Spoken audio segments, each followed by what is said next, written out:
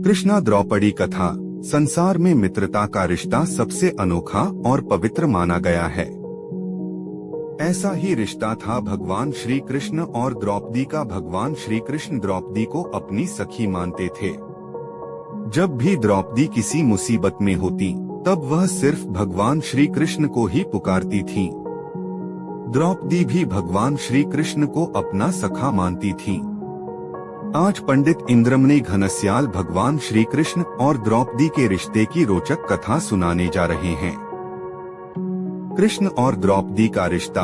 द्रौपदी पांचाल देश के राजा द्रुपद द्वारा किए गए यज्ञ में यज्ञ कुंड से उत्पन्न हुई थी।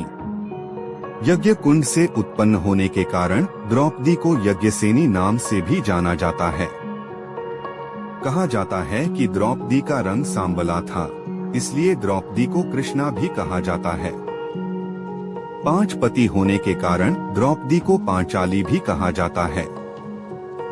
राजा द्रुपद अपनी पुत्री द्रौपदी का विवाह श्री कृष्ण से करवाना चाहते थे, लेकिन द्रौपदी श्री कृष्ण को अपना सखा मानती थी और कृष्ण भी द्रौपदी के प्रति सखा सा स्नेह रखते थे। द्रौपदी और श्री कृष्ण के बीच जब मुलाकात हुई तब भगवान श्री कृष्ण ने द्रौपदी को अर्जुन के बारे में बताया और कहा कि वह आर्यों में श्रेष्ठ हैं और तुम्हारे लिए उत्तम हैं। इस तरह भगवान श्री कृष्ण के कहने पर ही द्रौपदी का मन अर्जुन की तरफ आकर्षित हुआ था। श्री कृष्ण और द्रौपदी दोनों मित्रतापूर्ण व्यवहार करते थे। द्रौपदी ने बांधी थी श्री कृष्ण को पट्टी। महाभारत के अनुसार भगवान श्री कृष्ण ने सुदर्शन चक्र से शिशुपाल का वध किया था। तब भगवान श्री कृष्ण की अंगुली कट गई थी और उसमें से निरंतर खून बह रहा था।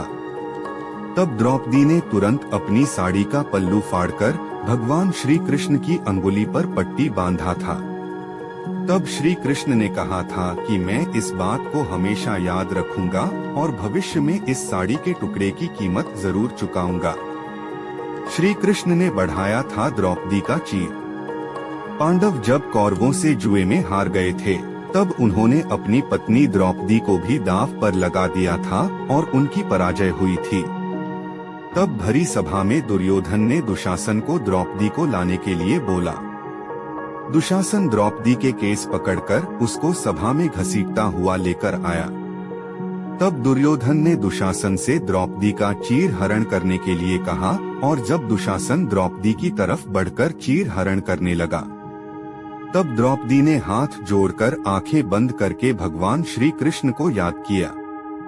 तब भगवान श्री कृष्ण ने द्रौपदी के द्वारा बांधी गई साड़ी का कर्ज चुकाते हुए उस समय द्रौपदी की लाज बचाई थी।